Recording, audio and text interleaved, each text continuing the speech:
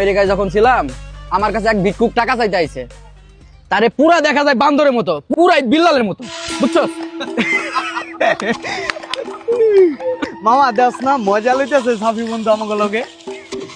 আর ইমরান, তোর মতো হুকনা পোলাপান আমেরিকায় কি করে জানিস? কাগজ টুকায়, পুরাই তোরে কাগজ টুকানোর মতো লাগে,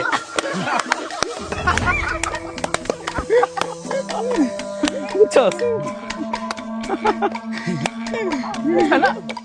বুঝছস মশা, লন্ডনের পোলাপান তোর মতো ফাউ খায়া পেট বানায় না, তুই তো পেটটা বানাইছস এই মহিলাগো মতো, তুই তো বেটা মহিলাগো ইয়া পেট বানাইছস।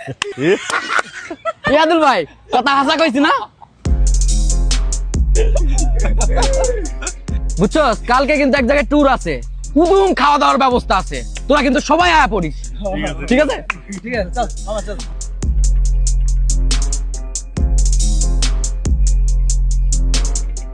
এই সাফি, তুমি যে অগো যে চামে চিকনে পচাই দিলা, কাজটা কি ঠিক হইলো?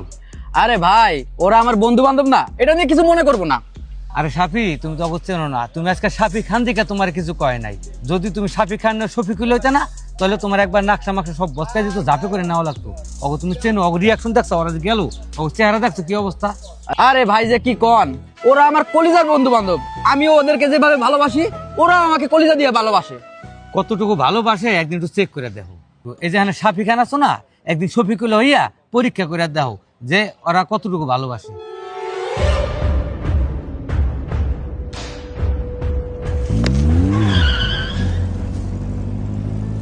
ইয়াদুল ভাইয়ের কথাটা আমার মাথার ভিতরে এখনো ঘুরঘুর করতেছে। আমার একটু চেক করে দেখা দরকার গরিব সেজে, কোন বন্ধুটা আমার আপন আর কোন বন্ধুটা পর।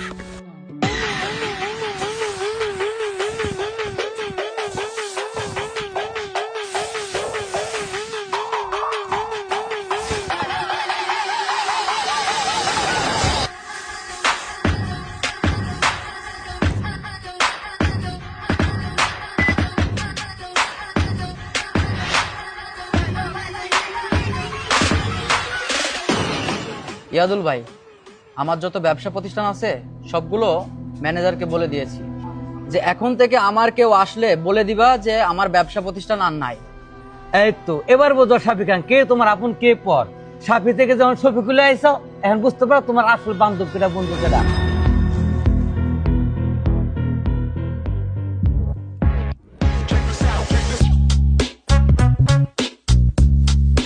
আজকে মনে করো যে ট্যুরে যাবো এরকম যদি খাইতে পারি আর কয়দিন পাগলা পাগলা মোড়া তাজা হয়ে যাবো, তোর মতন পেট হইব বেটা। সাফি না? এই শাফি, কি হয়েছে?